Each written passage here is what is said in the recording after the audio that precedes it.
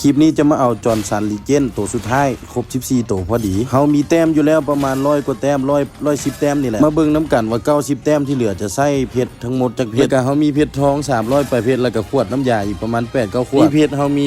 29,000 เพชรมาท่าเบิ่งน้ำกันว่ามันจะเหลือจากเพชรตอนแรกๆมันก็ออกง่ายอยู่นะตอนใส่เพชรทองกับใส่ขวดน้ำยาแต่ว่าหลังจากพวกน้ำยากับพวกเพชรทองเบิดไปใส่เพชรล้วนๆนี่ออกยากแล้วก็ท้ายคลิปเฮาจะมีซุ่มพวกกดหน้าโหลดเกมของซาสึเกะแล้วก็นารูโตะนำแล้วก็พวกฮุบปั้นอย่างต่างๆมาทาที่ตามน้ำกันสำหรับกิจกรรมนี้เติมไปทั้งหมดประมาณ 30,000 เพชรถ้าเติมพันคูด้าช็อปหรือว่าตัวเกมก็อาจจะเบิดประมาณ13ล้านแต่ถ้าเติมพันฮันนอกก็เบิดประมาณ8ล้านหรือว่า7ล้านไปมาถ่ารุ่นตอนคลิปสุดท้ายน้ำกันว่า 30,000 เพชรนี่มันจะได้สกินอย่างขึ้นมาแน่ยังมีอีกคลิปนึงเป็นคลิปสุดท้ายคลิปแรกเฮาวอร์มคลิปก่อนหน้านี้แล้วก็คลิปนี้เฮาซูมแบบจัดเต็มคือกันคลิปต่อไปแห่งจัดเต็มเพราะว่าเอาสกินนารูโตะครบ4ตัวเลยมาทาติดตามเบิ่งคลิปน้ำกันใส่เพชรไปทั้งหมดประมาณ 4,000 กว่าเพชรถ้ารวมเพชรทองกับอันนั้นนำกับประมาณ 5,000 เพชรขนาดว่าขาดแต้มไปแต่90แต้มยังใส่เพชรไปประมาณ 4-5,000 เพชรถ้าว่าบ่มีจักแต้มเลยแห่งใส่ประมาณ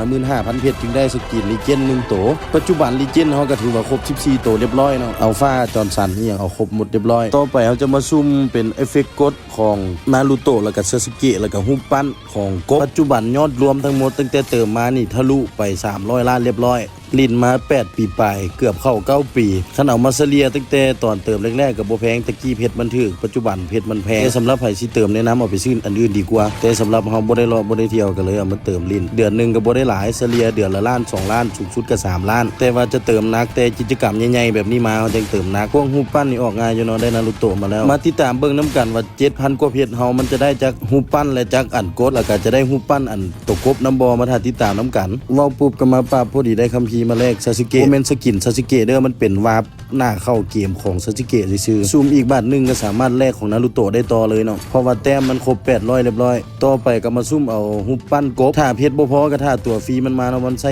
1,200 แต้มพุ่นน่ะตัวกบแพงกว่าตัวนารูโตะกับซาสึเกะอีกมาถ้าเบิ่งว่า 3,000 เพชรที่เหลือมันจะได้บ่พอดีได้ฮุบปั้นซากุระมานำนารูโตะกับซาสึเกะถือว่าได้ประหยัดเพราะว่า 3,000 เพชรจะได้เบิด2อันแต่ว่าฮุบปั้นกบนี่ 3,000 เพชรได้แต่ครึ่งเดียวได้แต่600แต้ม161ครั้งตอนนี้ยังขาดฮุบปั้นกบแล้วก็มีฮุบปั้นของซาสึเกะแล้วก็วาร์ปตัว 2-300 แต้มอีกอันนึงถ้าตัวฟรีมาก็น่าจะได้ครบเบิดทุกอันละว่าง่ายๆก็เหมาเบิดทั้ง 2-3 ตู้เลยเฉพาะจอห์นสันแล้วก็ฮูปปั้นนารูโตะซาสึเกะแล้วก็รวมตัวกบน้ำน่าจะเบิดประมาณ 18,000 เพชรเพราะว่าปัจจุบันเบิดไปประมาณ 13,000 14,000 ยังบ่ได้ตัวกบเทื่ออย่าลืมไปติดตามเพจของเฮานำมิตรบอจำหน่ายคอมพิวเตอร์เป็นเพจสำหรับขายคอมประกอบคอมอย่าลืมไปอุดหนุนจึงมีเงินมาเติมให้เบิ่งเรื่อย